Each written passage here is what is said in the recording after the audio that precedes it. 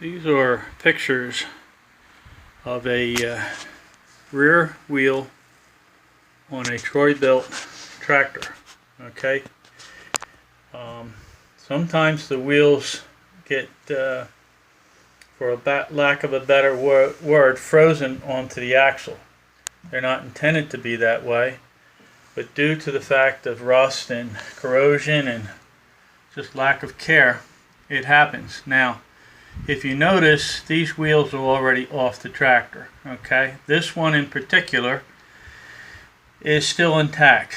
I was able to use a wheel puller, which was purchased at a local auto supply place, and in order to use it, I had to drill 2 holes opposite of each other in line with the axle, 2 3/8 inch holes, which I could put the puller into and remove the wheel. Now, after putting tension on that wheel with a wrench, tightening the puller, I took a hammer and tapped the end of the bolt on the puller, and the wheel broke free and was able to come off. Now, that one was an easy one to remove, and of course after it comes off, you're going to want to clean the axle and remove all the rust so it doesn't have a problem when you put on a new one.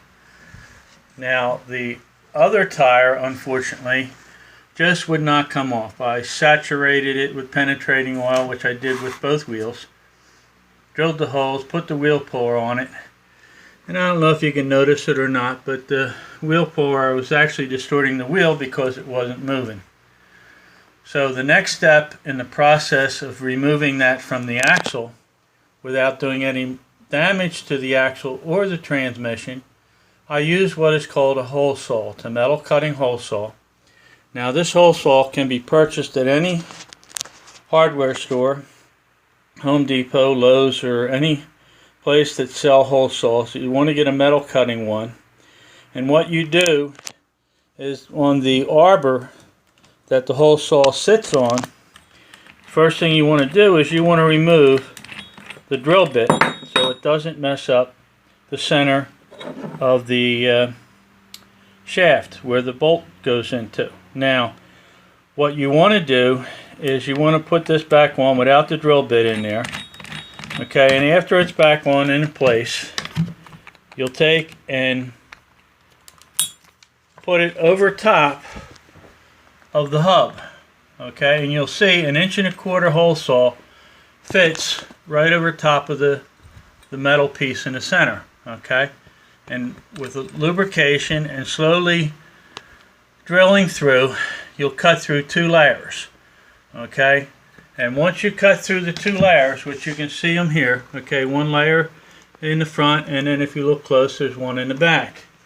Now, after doing that, you will find that what will be left on the shaft is something that will look somewhat like this. Okay, now to be able to remove this from the shaft, because it is frozen on so hard with rust, what I've elected to do was I took a grinder, or you can use a sawzall metal cutting blade, and what you want to do is you want to cut, if you notice how this square part is, you want to cut on the round side, okay, so you can get as deep as you can.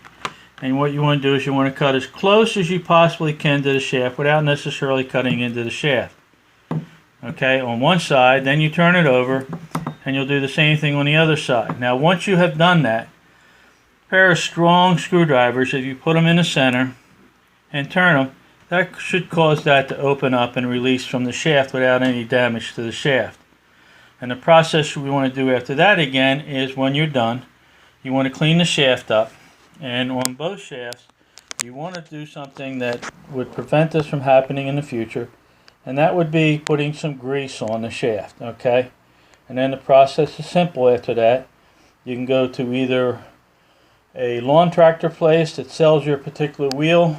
In this case, it was a Troy Bilt, so I went to where a Troy Bilt was being sold, and they had the wheel and the tire together, so I was able to purchase 2 of them and replace both tires. I hope this helps. You have a good day. God bless.